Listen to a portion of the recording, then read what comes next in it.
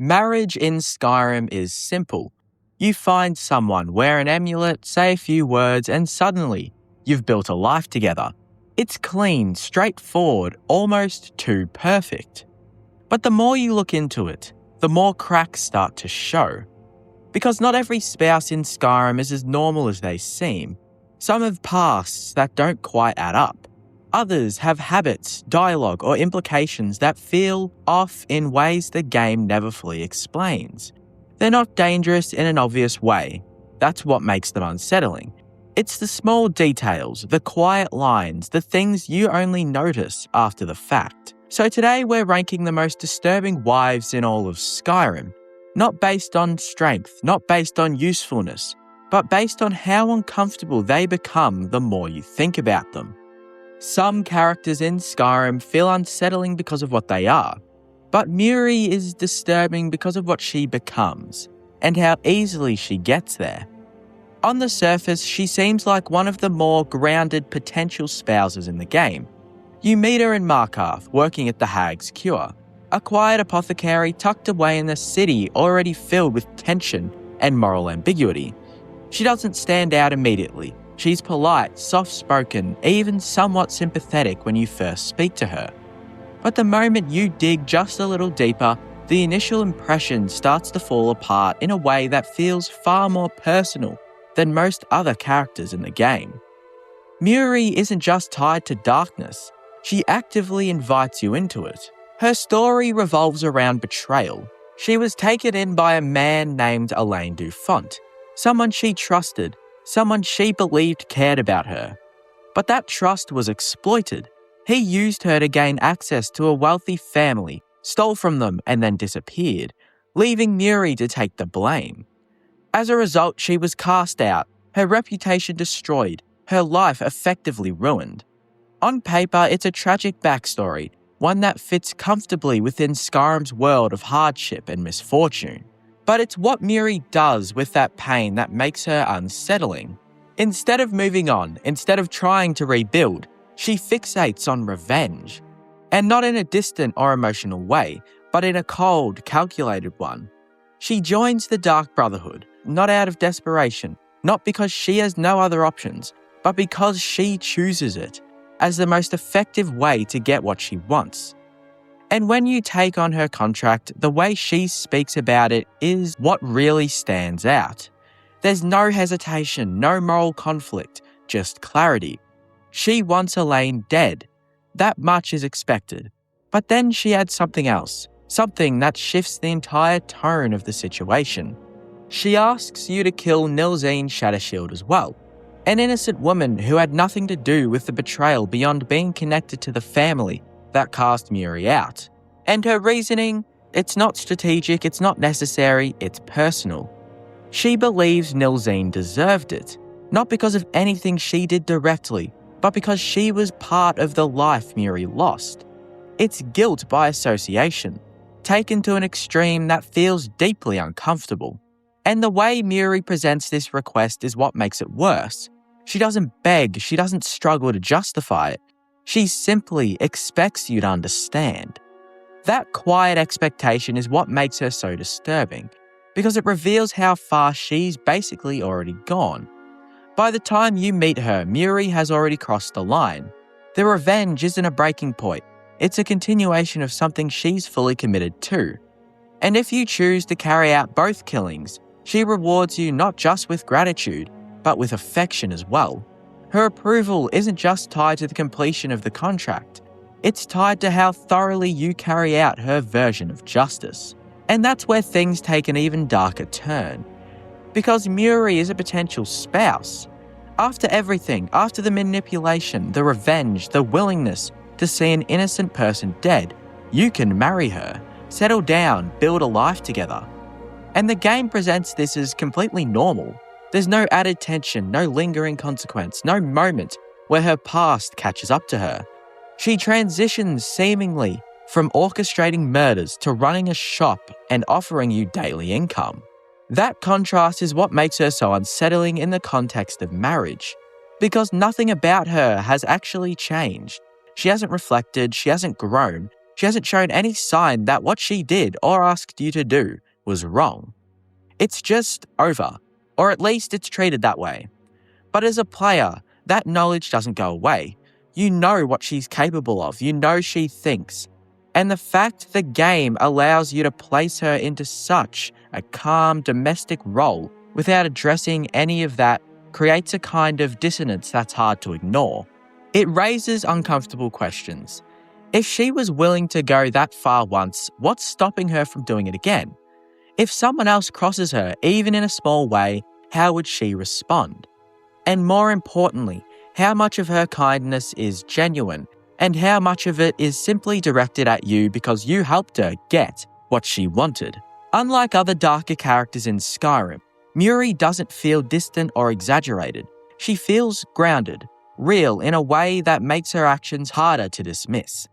There's no Daedric influence guiding her, no madness distorting her perspective. Everything she does comes from a place that feels human. And that's what makes it worse, because her story isn't about corruption, it's about choice. She was wronged, yes, but the path she takes afterwards was entirely her own. And the fact that she walks in so confidently, without hesitation or regret, is what pushes her into genuinely disturbing territory.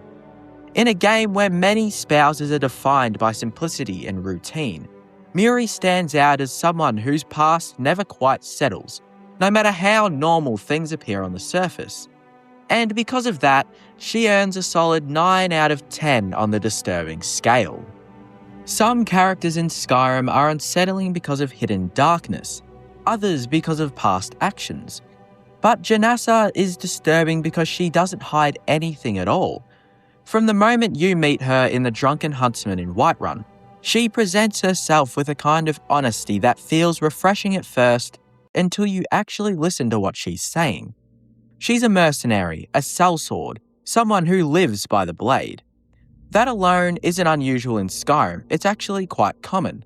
But the way Janassa talks about violence, the way she frames it, not as a necessity, not as survival, but as something closer to expression, is what makes her stand out in a much more uncomfortable way. Janassa doesn't just accept killing, she enjoys it. And more than that, she seems to appreciate it. When she speaks about combat, there's a tone to it that feels almost artistic. She talks about battle like it's a craft, like every strike, every movement, every kill is part of something more refined than simple brutality. There's no anger behind it, no sense of chaos. It's controlled, deliberate, almost elegant in her mind. And that's where the unease begins. Because most violent characters in Skyrim are driven by something: rage, loyalty, desperation, ideology. Even assassins like those in the Dark Brotherhood frame their actions within ritual and belief. But she doesn't rely on any of that. She strips violence down to its core and then builds it back up as something admirable, something worth doing for its own sake. She makes it sound clean, which in a world like Skyrim feels deeply unnatural. When you travel with her, this perspective becomes even clearer. She doesn't question your decisions. She doesn't hesitate, no matter what you ask of her. Bandits, guards, innocents, it doesn't matter. There's no moral line she refuses to cross. No situation where she steps back and says, "This is too far." She follows, she fights, she kills, without judgment. And that complete willingness to do anything you ask of her is what makes her so unsettling as a companion, and even more so as a spouse. Because when you marry Janassa, nothing about that mindset changes at all. There's no shift in her personality, no softening of her views. She doesn't suddenly adopt a more peaceful outlook or reflect on her past. She simply brings that same philosophy in a domestic setting. One moment she's speaking about home, routine, and shared life. And the next, she's still the same person who views a blade through someone as something almost beautiful. That contrast is where the discomfort really sets in, because it creates a kind of duality that never fully resolves. On one hand, she can be calm, loyal, even supportive in a traditional sense. She fulfills the role the game assigns to a spouse without issue. But underneath that, there's this unwavering acceptance of violence that never fades. It's not something she turns off. It's just part of who she is. And the game never challenges it. There's no moment where worldview is questioned or pushed back against. No dialogue that forces her to reflect or reconsider.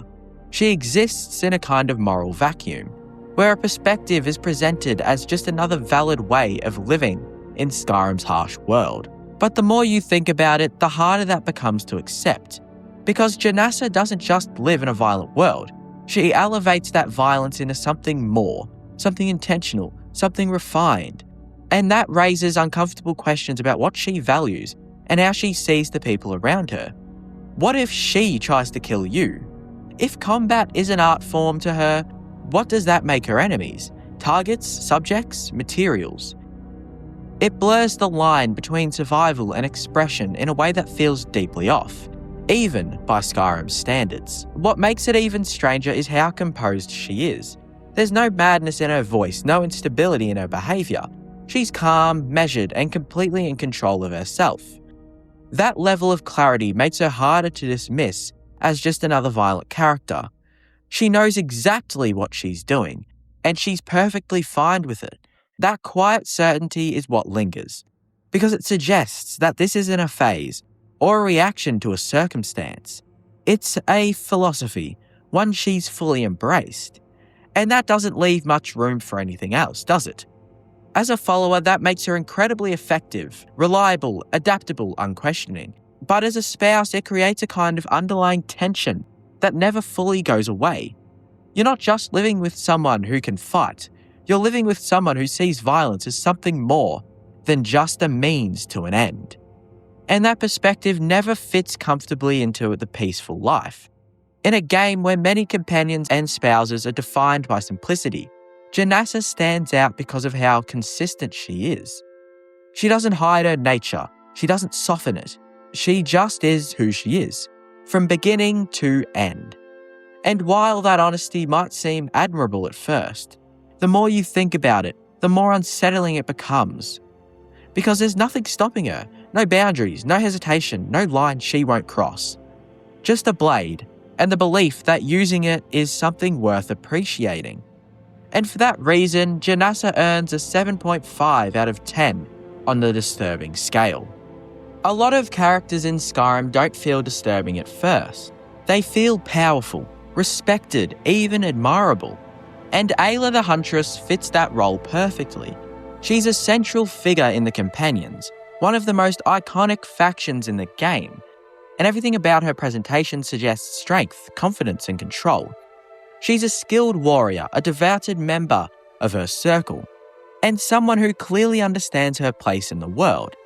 But the more you look at what defines Ayla, not just what she does, but what she believes, the more that image starts to shift into something far more unsettling. Because Ayla doesn't just fight, she worships the act of hunting. And not in a casual or cultural sense, but in devotion to Herson, the Daedric Prince of the Hunt. Now, Daedric worship in Skyrim isn't exactly rare. There are countless characters tied to Daedric princes in one way or another.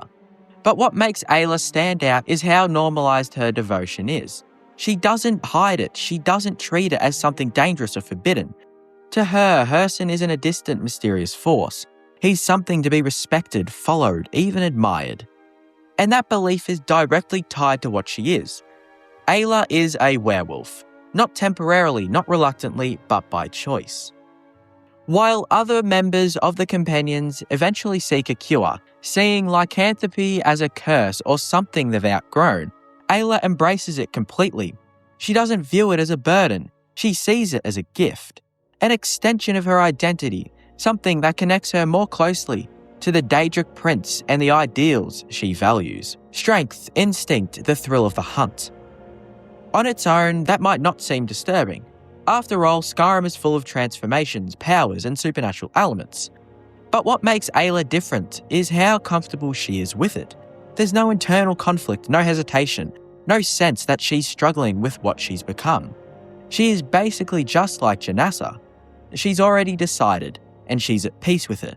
That certainty is what starts to feel off, because when you look closer at what being a werewolf actually entails, losing control, feeding on others, giving in to instinct over reason, It's hard to reconcile that with the idea of a stable, grounded character. And yet Ayla never questions it. She doesn't draw a line between her human self and her transformed state. To her, it's all part of the same existence, which raises an uncomfortable idea. Where does the control end and the instinct begin? As a companion, Ayla is loyal and capable. She fights alongside you without hesitation, fully embracing the role of a warrior. But there's always that underlying layer to her character, that connection to something more primal, more unpredictable. And while the game never forces that unpredictability into direct conflict with the player, the implication is always there. She's not just a warrior, she's something else, something tied to a Daedric force that values the hunt above all else. And that perspective carries over into her views on the world itself. Ayla doesn't see hunting as a necessity, she sees it as a purpose. There's a difference there that's easy to overlook. Survival is one thing, but when the act itself becomes something you revere, something you align your identity around it starts to take a different meaning. It becomes a belief system. And like any belief system, it shapes how you see others, how you even see your spouse. In Ayla's case, that lens is built around predator and prey, strength and weakness, the natural order as defined by Herson. And while that might align with Skyrim's harsh environment on a surface level, it also strips away a lot of the nuance that defines other characters. There's less room for empathy, less room for restraint. Because in her world, the hunt is always justified. That becomes even more noticeable when you consider her as a spouse. Much like Janessa or Muri, Ayla can transition into a domestic role without any real change to her core identity. She does become supportive, present, even warm in certain interactions. But none of her underlying beliefs shift. She is still devoted to the Daedric prince, still fully committed to her werewolf nature, still aligned with a worldview that prioritizes instinct and dominance over anything else.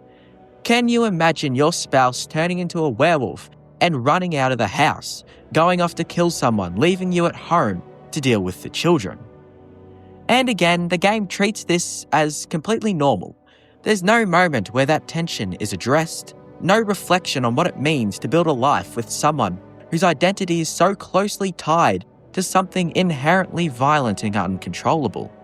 It's simply accepted. But when you stop and think about it, that acceptance feels uneasy. Because Ayla isn't hiding anything at all. She's telling you exactly who she is, a follower of a Daedric prince, a hunter who embraces the act itself, a werewolf who has no desire to return to anything else. And she expects you to be fine with that. What makes her less disturbing than something like Muri or even Janassa is that her beliefs are at least consistent with the world she lives in. Skyrim is harsh and survival often requires strength and violence. Ayla takes that reality and leans into it completely. There's logic there, even if it's taken to an extreme. But that doesn't make it comfortable, because there's always the sense that her version of the world leaves very little room for anything beyond the hunt. And once you see that clearly, it's hard to ignore. For her unwavering devotion, her complete acceptance of her own transformation, and the quiet intensity of the beliefs that define her, Ayla the Huntress earns a 7 out of 10 on the disturbing scale. Skyrim gives you the illusion that marriage is simple. Pick a partner, settle down, build a life. It's clean, predictable, almost disconnected from the chaos happening everywhere else in the world. But when you actually look closer, that illusion starts to fall apart.